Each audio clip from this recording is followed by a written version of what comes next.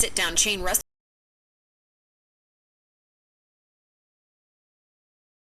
up during the COVID-19 pandemic. Despite a significant number of closures in 2020, Applebee's hasn't given up. 2023 was supposed to be the year of an official bounce back. As reported by Restaurant Business, the company hoped to open more locations than it would have to close. But despite their best efforts to become relevant again, 2023 has ultimately not been a year of growth for Applebee's. Instead, it's been the same old news of more closures of underperforming locations. With its sports bar environment, Buffalo Wild Wings has been serving up plenty of beer and chicken to its enthusiastic guests since 1982. However, a grim shadow has recently been cast over the future of this chain. Recently, Buffalo Wild Wings was criticized for serving wings to its customers that weren't actually wings. The company was even taken to court over the issue. They admitted to using chicken breast prepared and fried in such a way to make it look like boneless chicken wings instead of using actual bird wings. If this weren't nefarious enough, the company took another hit in 2023 when it pulled all of its remaining locations out of Canada due to poor sales. These closures seem to have occurred one by one over a long period of time, leading us to wonder what might be in the works for Buffalo Wild Wings in 2024. If the underperformance and dishonest actions are any indication, the future might just be a little less wild and less wing-filled. You didn't like it. No. Fuddruckers got its start in Texas in 1980 with a promise that set it apart, as the buns housing its scrumptious burgers were baked daily from scratch on site. There's a lot to love about this idea, but we might not get to enjoy it for much longer. Fuddruckers is hardly the grand-scale chain that it used to be, as there are a mere 60 locations left in the United States. While the story is a long one with multiple twists and turns, it appears that a consistent dip in revenue and popularity can be attributed to Fuddruckers' acquisition by the company Luby's in 2010. The new owner made some less than popular changes that ended up driving earnings down rather than up. In 2020, Luby's itself was liquidated, and Black Titan Industries took over the flailing Fuddruckers locations. While this most recent owner has been admirably trying to rekindle things, we fear that poor Fuddruckers might be too far gone to revive.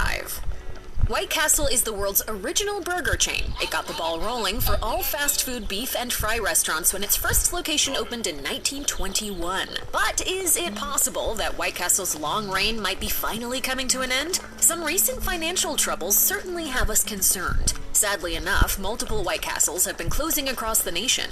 While a few shutdowns are hardly reason to panic, there's also the matter of a multi-billion-dollar lawsuit. In 2023, White Castle was sued by one of its managers, and the fallout could cost the company a whopping $17 billion. In February, a White Castle in Illinois was found to have breached state laws regarding digital identification systems. The employees had been using a technology for 10 years that failed to ask whether or not it was okay that their personal information, in this case their fingerprints, was being assessed via a third-party verification platform.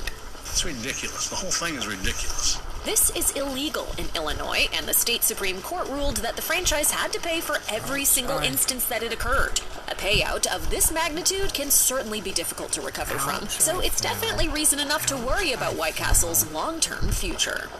Originally known as Boston Chicken, Boston Market has been on the decline for years, and things certainly haven't improved much in 2023. There are currently about 310 locations in the U.S. While that might not sound too concerning, if you take a look at the bigger picture, some major issues begin to become clear. At its peak, Boston Market could boast 1,200 locations. So what has led to such a severe downsizing? For one thing, there has been a fair bit of scandal. In August 2023, 27 different locations were ordered to be closed by the Labor Department of New Jersey when it emerged that the franchise owed its workers $600,000 in outstanding wages. The company also had to pay a fine of $2.6 million, which only added to their pile of financial troubles. Obviously, Boston Market will need to implement some changes if it ever hopes to turn around its fortunes.